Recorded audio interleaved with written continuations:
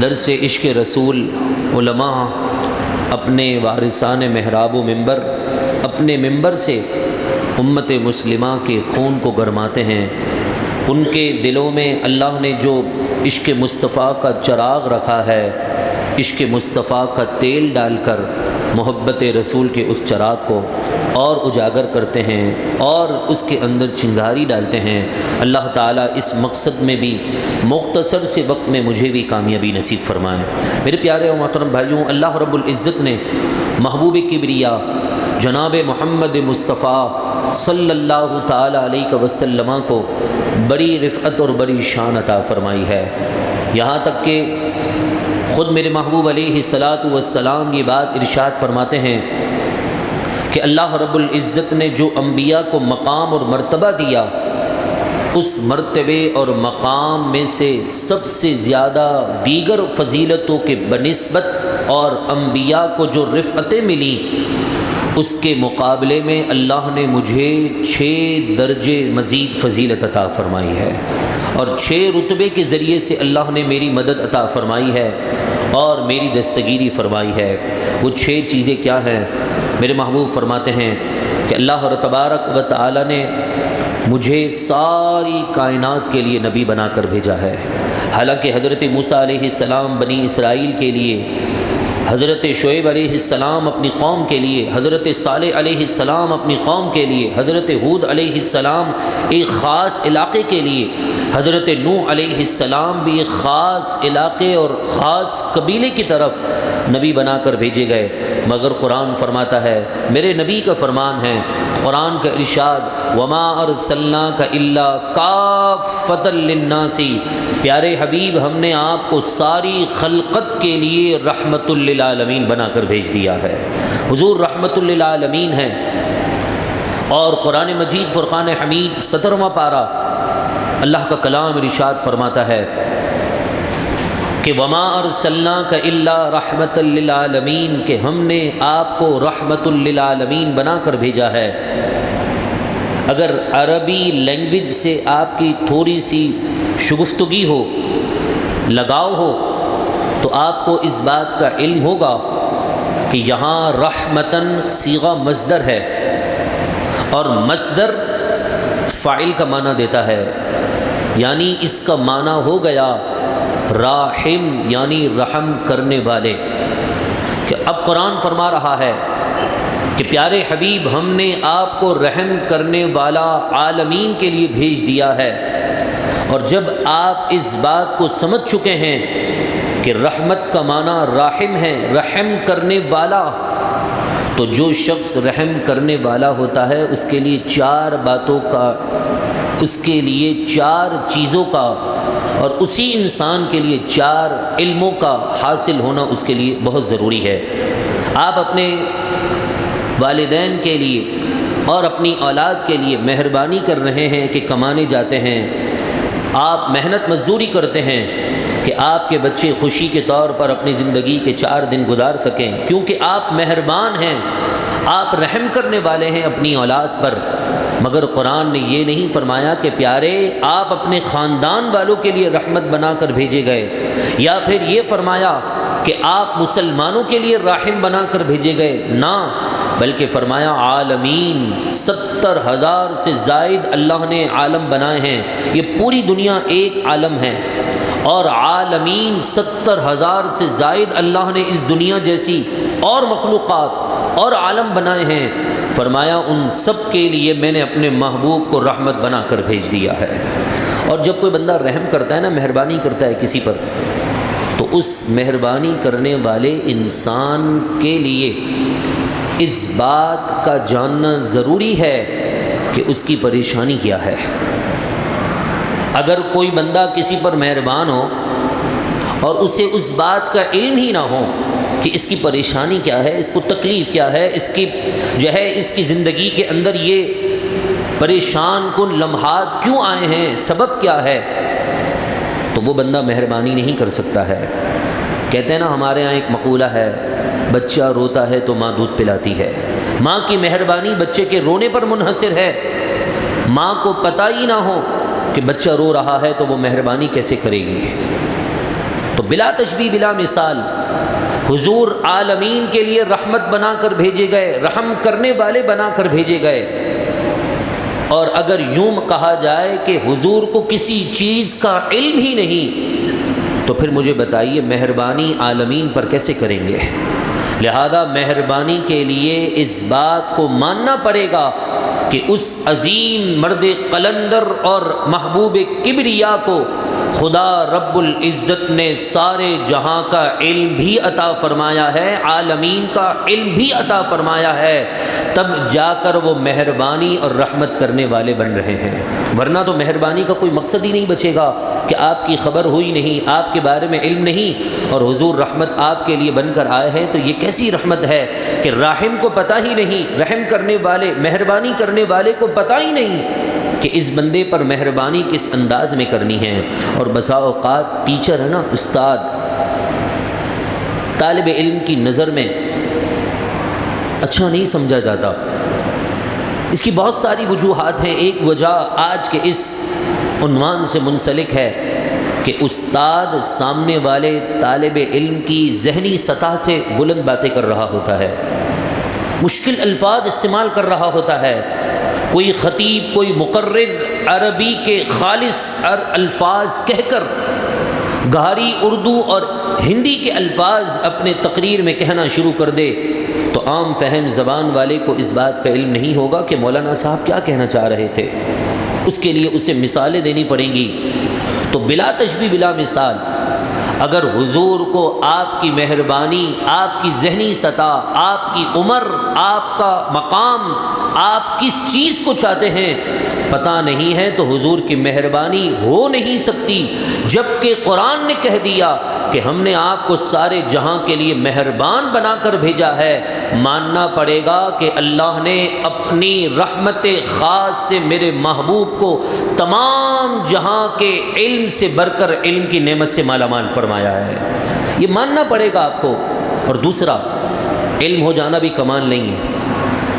ایک بندہ ہے، اس کو پتہ ہے کہ اس کی تکلیف یہ ہے کہ یہ بندہ بخار میں ہے، کاروباری پریشانی میں ہے، رزق کے معاملے میں پریشان ہے، قرض میں ہے، لیکن سامنے والے جس کے سامنے وہ اپنی دل کی بات کہہ رہا ہے اس کے پاس کوئی اختیار ہی نہ ہو، تو مجھے بتائیے اس کو بتانے کا فائدہ کیا بچے گا؟ آپ پریشان ہیں، آپ گلی کے ایک چھوٹے سے آدمی کو پکڑ کر اپنی دل کی بات نہیں کہتے۔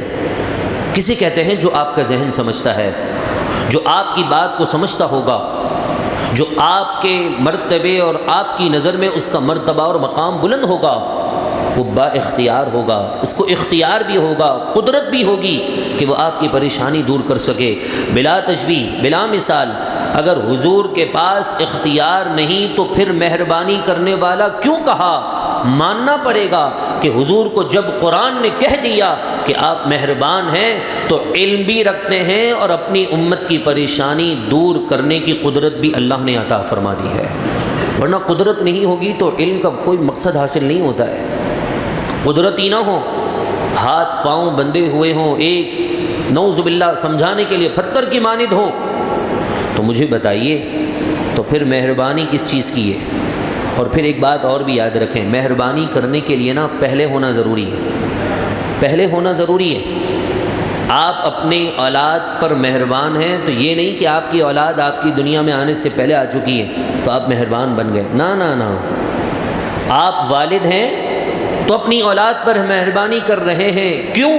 اس لیے کہ آپ اس کے والد ہیں، ہمدرد ہیں، آپ پہلے آئیں دنیا میں۔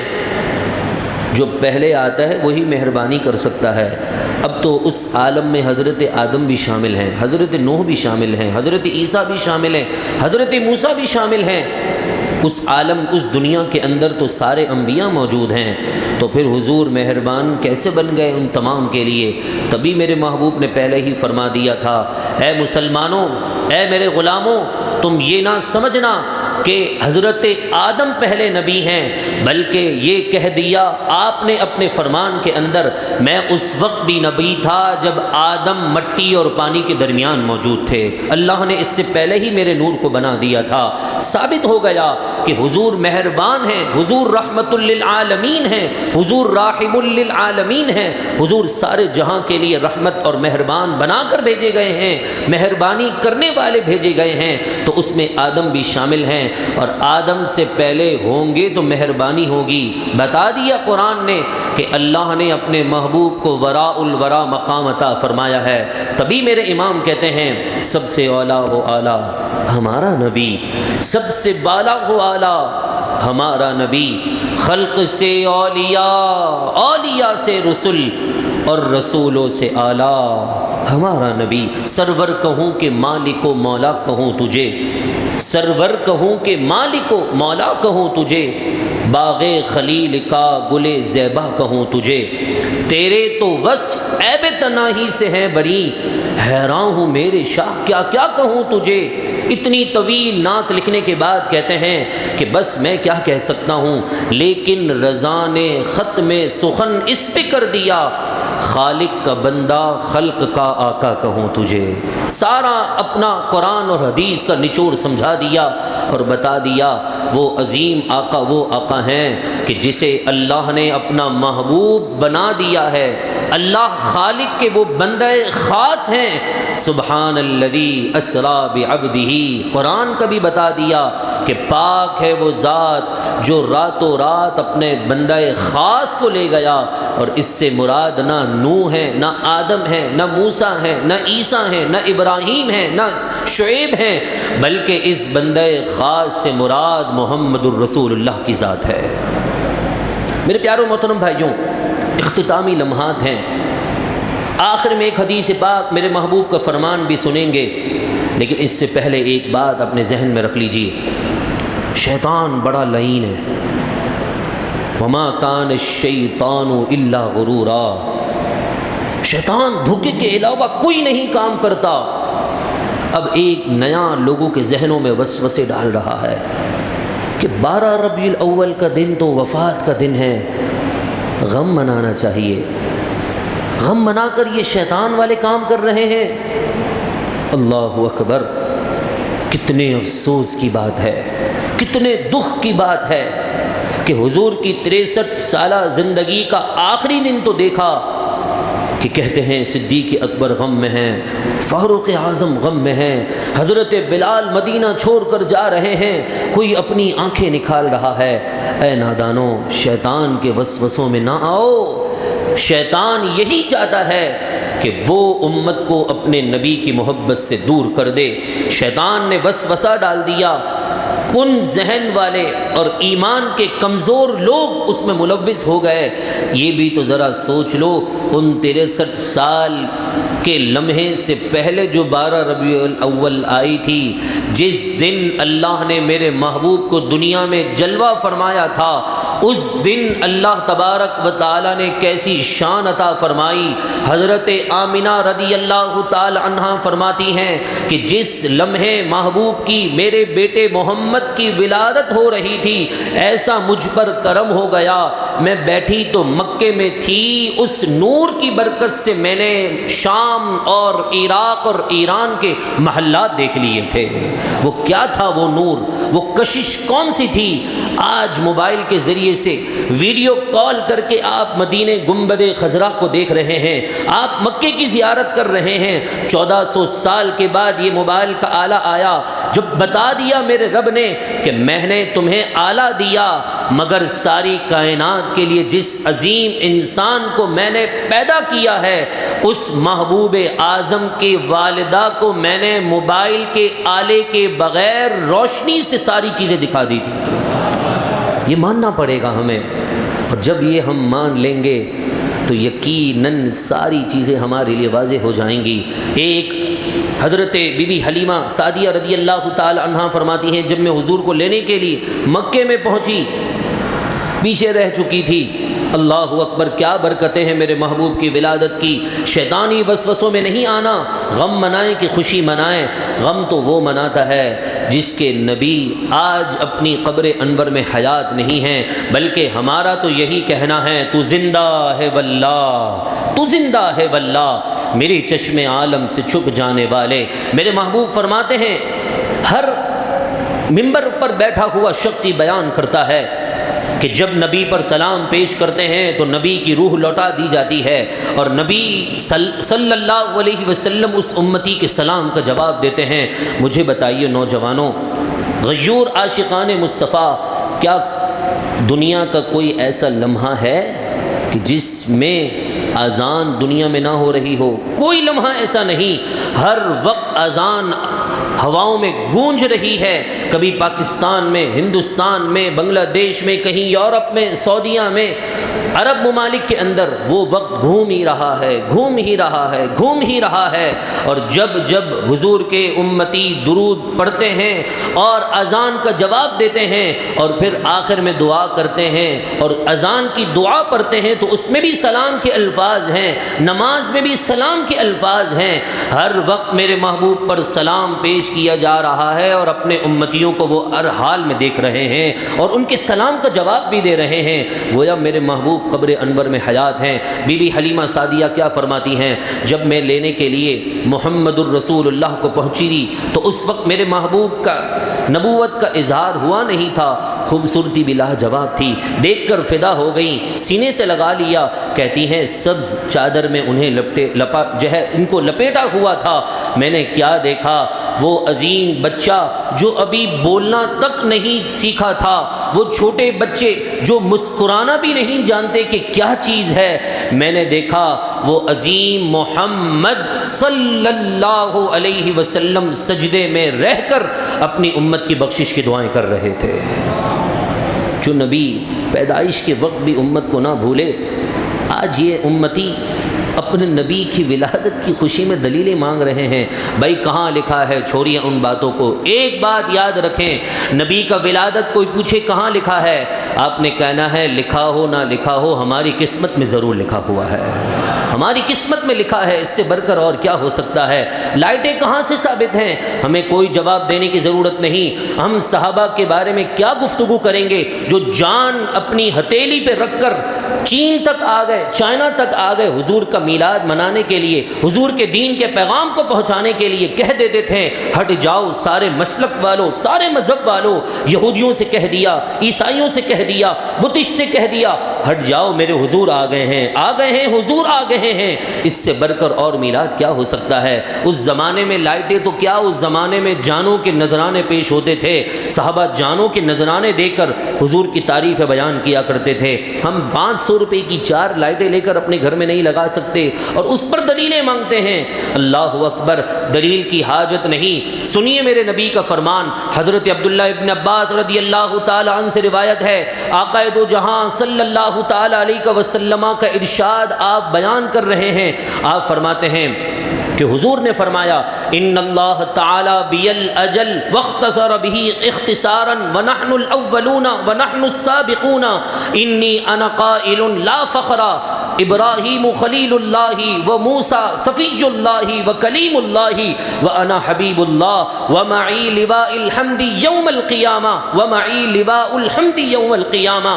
حضرت عبداللہ ابن عباس فرماتے ہیں خود غیب بتانے والے نبی نے فرمایا اللہ نے سارے انبیاء سے بڑھ کر مبارک اور معظم زمانہ مجھے عطا فرمایا ہے، میرے امت کے لیے وقت کو مختصر کر دیا کہ کم عمل پر زیادہ اجر اللہ عطا فرماتا ہے۔ ہم آخر میں آئے ہیں مگر جنت میں پہلے چلے جائیں گے۔ جو میں بات کہہ رہا ہوں اس پر مجھے کوئی فخر نہیں ہے کہ ابراہیم اللہ کے خلیل ہیں، موسیٰ حضرت موسیٰ کلیم اللہ ہیں، وَأَنَا حبیب اللہ، میرے محبوب فرماتے ہیں کہ میں اللہ کا حبیب ایسا بنا کر بھیجا گیا ہوں کہ قیامت کے دن شفاعت کا دروازہ بھی اللہ مجھ سے ہی کھلوائے گا اور میں ہی اپنی امت کی شفاعت کروں گا۔ وَمَعِي لِوَاءُ الْحَمْدِ يَوْمَ الْقِيَامَةِ، لواء الحمد کا جھنڈا رب مجھے عطا فرمائے گا۔ قرآن فرماتا ہے عَسَىٰ أَن يَبْعَثَكَ رَبُّكَ مَقَامًا مَحْمُودًا، اب ان قریب آپ کا رب آپ کو مقام محمود عطا کر دے گا۔ عاشقان مصطفیٰ، اللہ نے زبان دی ہے آپ کو نبی کی محبت میں، آپ بھی اپنی زبانوں سے جب بلند آواز سے سبحان اللہ کہیں گے، دیکھیے گا اس کا اجر کیا ملتا ہے۔ حضرت عبداللہ ابن عباس کا ایک قول ہے، حضور سے پوچھا گیا یہ مقام محمود کیا ہے؟ قال رسول اللہ صلی اللہ علیہ وسلم، میرے محبوب نے فرمایا مقام ابراہیم سے مراد ہوا الشفاعہ ہے، کہ وہ شفاعت کرنا ہے کہ قیامت کے دن سب سے پہلے میں شفاعت کروں گا اور اللہ میری شفاعت۔ آخر میں ایک بات سن لیجئے کہ ہمیں حضور کا وہ میلاد اچھے انداز میں منانا ہے۔ جہاں سڑکوں کو صاف کریں، اپنے گھروں کو سجائیں، وہاں دل کو بھی صاف کریں۔ اس دل میں اللہ نے صرف محمد کی ہی رکھنی ہے۔ ہم نے اگر اس دل کے اندر حضور کے سوا کسی کی محبت رکھی دنیا کی، تو یاد رکھیے گا رب نے ہاتھ بھی دو دیے ہیں، پیر بھی دو ہیں، کان بھی دو ہیں، آنکھیں بھی دو، ایک خراب تو دوسرے سے کام چلا لو، مگر دل اور زبان ایک دی ہے۔ اس سے نبی کا ذکر ہو اور اس دل میں بس حضور کی محبت ہو، اسی بات پر اختتام ہے۔